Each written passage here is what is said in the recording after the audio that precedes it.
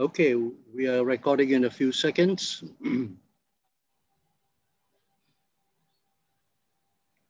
Hello, everybody. Thank you all for joining us in this very short video interview. My name is Hakio, and with me today is OriAne. Hi, OriAne. Hello, Dr. Hock. Thank you for having me on. Oh, you're most welcome. At the moment, OriAne has had a few interviews, and she had been discussing a lot of quantum physics, time travel, and almost everything else under the sun. So today we are just old friends, old souls catching up. And so we will be talking things in general. So Arena, what's the weather in your place right now? I suppose it's getting colder. It's getting colder, and the clouds in particular, I've observed like chemtrail shapes recently, so it's not as peaceful as it was a few months ago. We had the real clouds, you know, as they used to be. That was so lovely. And now they're a bit scrambled again. So things are getting confused. I can really feel the energy of people around. People are confused and scared. And in fact, that's more disturbing than the weather, actually. Right.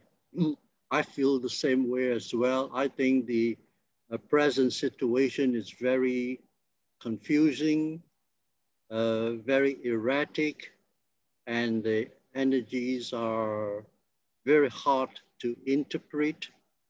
And anyway, over here, the weather is a little bit raining, and there were floods in Vietnam, and also a mudslide in the Philippines, you know, so it has been rough.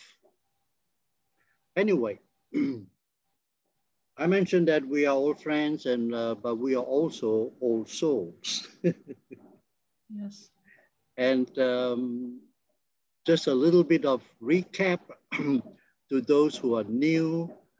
OriAne is actually a time traveler, and she had been so-called stranded here for almost 100,000 years, and incarnations after incarnation. So we are just trying to catch up with her. And yeah. So it's the other way around, I feel. I'm trying to catch up with the past. Yes, I know I had been quiet. I had been, but I had been busy as well. Right now, I'm reading a lot, especially The Legend of the Journey to the West. It's a huge volume, 6 volumes, and very interesting. It was the legend of the Buddhist monk who went to the West, which is India, to get the Buddhist scriptures. And along the way, there are a lot of adventures with 3 of his followers. Anyway, I'm only just halfway through, and it's very hard to put the book down. So you had been busy too, and you had been writing some very new books. So how do you manage to do all that, OriAne? Well, it was actually just circumstantial. I never had the intention of writing the books, but it just happened that I transcribed a few interviews with the AI system, which was so interesting. As your audience certainly knows, you yourself have had interviews with James Rink and Unimetrics, and that is an absolutely fabulous topic. You even tried to negotiate, which is the most intelligent thing that ancient souls will actually think of doing. First, you negotiate. So that was very interesting. And in the course of this, as you know, I came to discover, to uproot what is my own personal history, why I didn't understand so many things and what actually happened. So it was absolutely fascinating. I got finally the answers I was so deeply yearning for as an old thing. It's another kind of torture. Nobody is really physically doing anything to you, and yet somehow inside you're tortured all the time by these questions that never find any resonance of answers anywhere. So in the course of doing so, the information that I listened into was just that amazing and brought me so much information simply as a truth seeker, as anyone else at this point, the history, the ancient civilizations, ETs, all of this. So in the end, I had this matter and I decided, okay, let's just make a book quickly. I took the opportunity, actually, I should have done something else. Instead, I went to a place where I could plug my computer in because I live kind of in a car, so I don't really have electricity. And so I just rushed 12 hours a day for several weeks, nonstop. When I want to get things done, I actually do. And so it was really a massive amount of work. I did 5 books of more than 2,000 pages in 3 months. So, and the checking and the re-listening, the verifications, the footnotes, the everything. So of course, there's a few mistakes here and there, I apologize, but it was really done under very specific circumstances. And the guy after that actually fell under the sway of the current events. And he actually went and turned himself into a psychiatric ward. He went and turned himself in. I mean, he's an old man and all this. So I'm witnessing in a very daily living thing what this is doing to people. So I lost a friend in the process. The very day I got the book out, the next day he went to the ward. Anyway, so this is a living story. And the book is, please know that it's at printing cost. I don't get money off of it. It's just that it's very thick. It's more like a dictionary than a book. It's 800 pages in English and 700 for the same thing in French. So it's quite a big thing. So it's printing cost for colors. And it's just for anyone who wants to know. I have put every single perspective I could find, meaning it's not about, I do not vouch for what every one of these people say, but simply every one of the people who are interviewed have their perspective from different points in space-time. You have the reptilians, you have the machines, you have biologicals, you have crystals, and this is extraordinary because we can finally learn with the beings themselves. And this, I really am all in for more discussions, more communication. As you know, nowadays censorship is putting everything down. So I presented this from a perspective of a natural scientist, which I am at heart. You know, I'm all about research and exploration, which is what I'm doing here in the first place. I should have been somewhere else, but my mission is kind of the same. I'm still learning, and this can be done absolutely anywhere. So I learned a lot of fascinating things, and I just wanted to make it readily available. So there's obviously the black and white version, which is much cheaper. And of course, instead of Kindle, I'm sending the PDF for free or on donation for people who wish to, which is greatly appreciated, but it's by no means an obligation. You know? It's not about money at all, it's about the knowledge. So this is how I came to make these 2 books. So the first one I showed you, then there's the smaller one, The Meaning of the Word America. And this is actually chapter 6 from the big one, which is really the dictionary style. It's all into etymology. It's really dense. And so I'm just spreading it out a little bit more. And it's a topic in itself. It's a standalone. The rest are mostly interviews. And I mentioned you, Dr. Hawk, inside and your website, and other great people in the community who have helped me simply as a listener, as a subscriber, who simply wants to know the truth. And there's no better source than the living experiences, in particular secret space programs. I mean, those people hold the answers to so many aspects of what is going on. We cannot afford not to listen in, whether we can agree with things or relate to things or not. It's part of our reality. So that's just in a nutshell about this book. Wonderful. And it's my story. I had to put my story inside too, because it's really wild. I mean, you can't really get wilder. It's even too wild for me sometimes. That should say a lot because I'm kind of open-minded, but it just got wilder and wilder. You were witness, you, Dr. Hawk, personally. We had contacts, and so you witnessed the ups and downs in my story. It was a story in itself. So anyway, that's for this book. Well, interesting. And by the way, do you have any new information from any sources, OriAne? Well, I'm listening in continuously to what everyone I'm subscribed to and I can find is doing. And things that are new, frankly, no, not really. Just details about the thing we already know. That's just for me. I don't really have sources as many of you do. I'm not a contactee. I don't have any direct people who give me information. I'm not a channeler myself. So I'm limited to what I can study and do my homework with. All right, all right. And so how are you keeping yourself busy these days after, writing the book? You must be taking a break of some sort. Absolutely. I've gone back to the woods. I took the car, I went up to the forest, and right now, the past days, I'm in the woods every day. I'm discovering new territory, picking mushrooms, which I love, and just breathing fresh air, thinking Wow. about all these people going through these hells. I heard again this morning, I was studying in towns, in the trains, there's policemen that come and verify that people social distance properly and wear their masks. And the people themselves were saying, look, when we had terrorism, the police wasn't even that bad. So this itself is helping people to wake up to the fact that the government is not your friend, really. So I'm both hearing information, and the afternoon, indeed, I just go chill out with flowers, fresh air, and the birds and the bees, very literally. So that is always the most beneficial I've ever found anywhere. Mm. And you, Dr. Hock, how are you standing on and going on? Well, um, I'm also keeping up with what's going on and doing my own stuff, you know. And some of the latest information is like very confusing. And what I know is there's a lot of portals opening up. A lot of energies are coming in, light energies. And then also people may be unaware that there is a huge so-called battle going on in the heavens, up in the cosmos. Um, and on the surface of our planet, things are also very fluid, politics and so on. We are actually living in very interesting times. And there had been a lot of talk about 21st December, you know, where Yes. all the planets are aligned, and we hope good things will come in, you know, and that everything's going to be all right.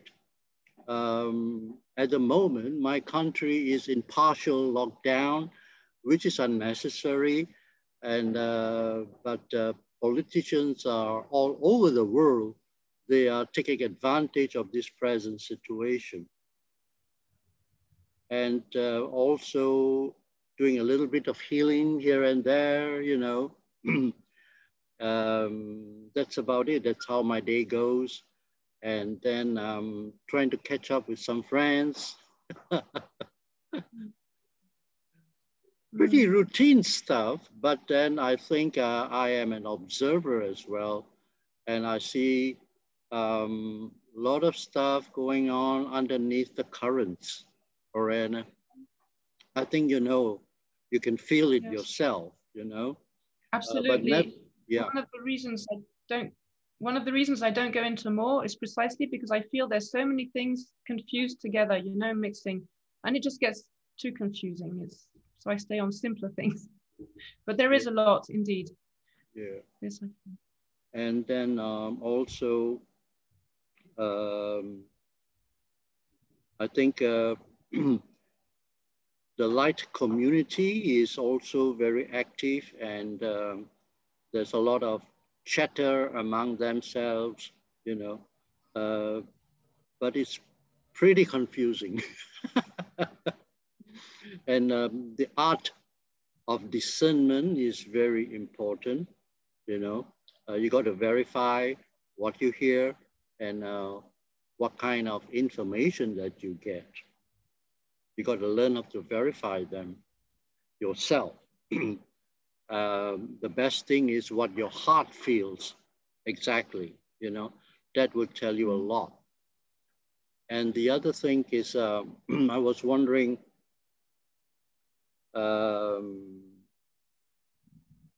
do you have any kind of intuition or news about your longing for home?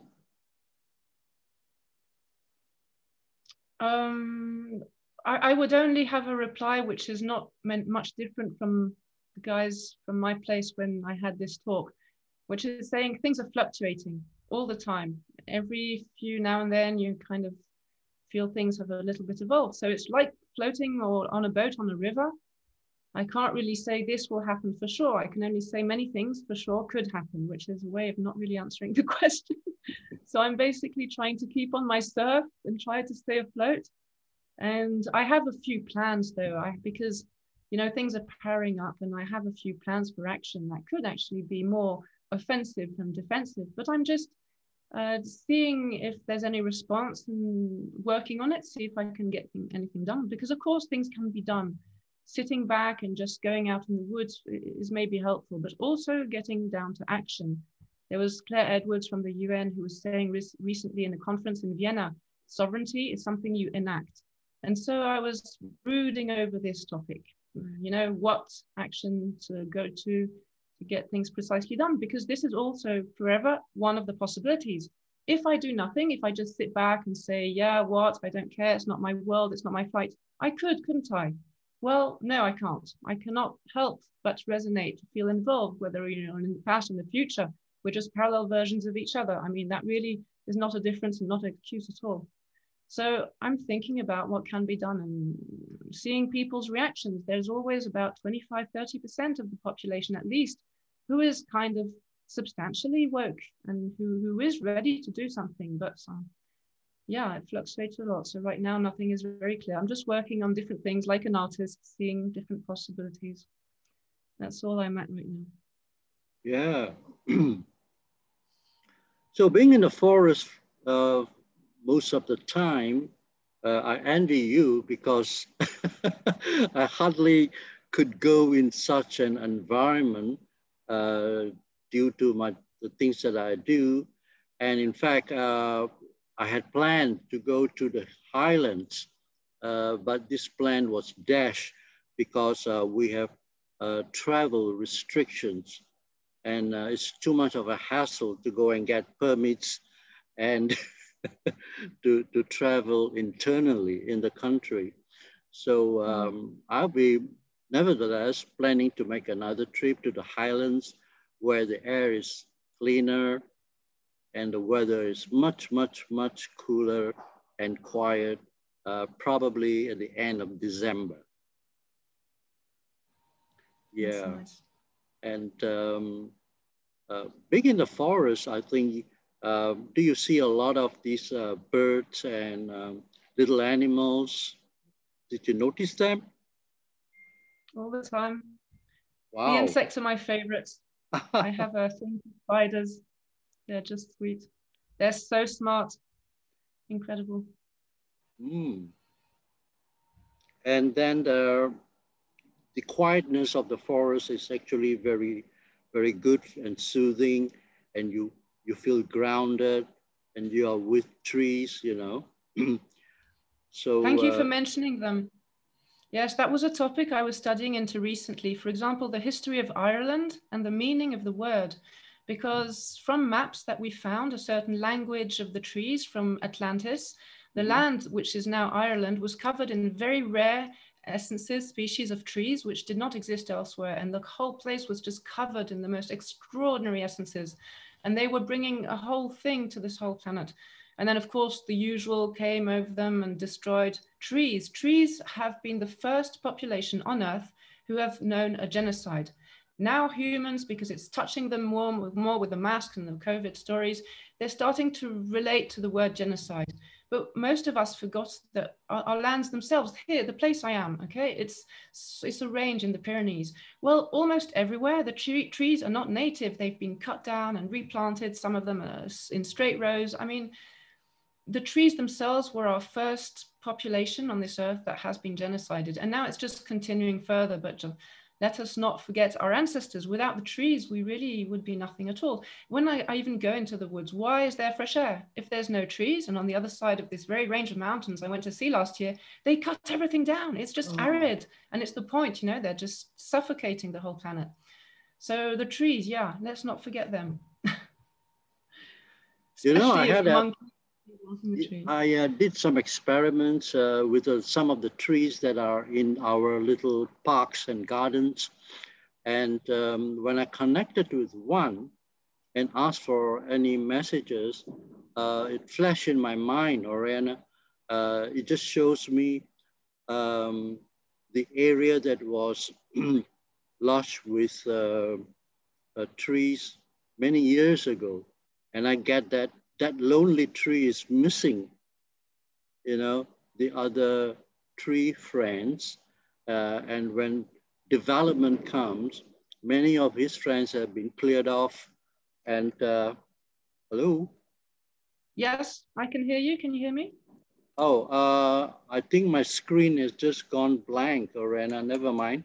Since I can still hear you though. It's I know, coming but back. anyway, that is strange. It has never happened before. The whole screen has gone blank. Uh-oh.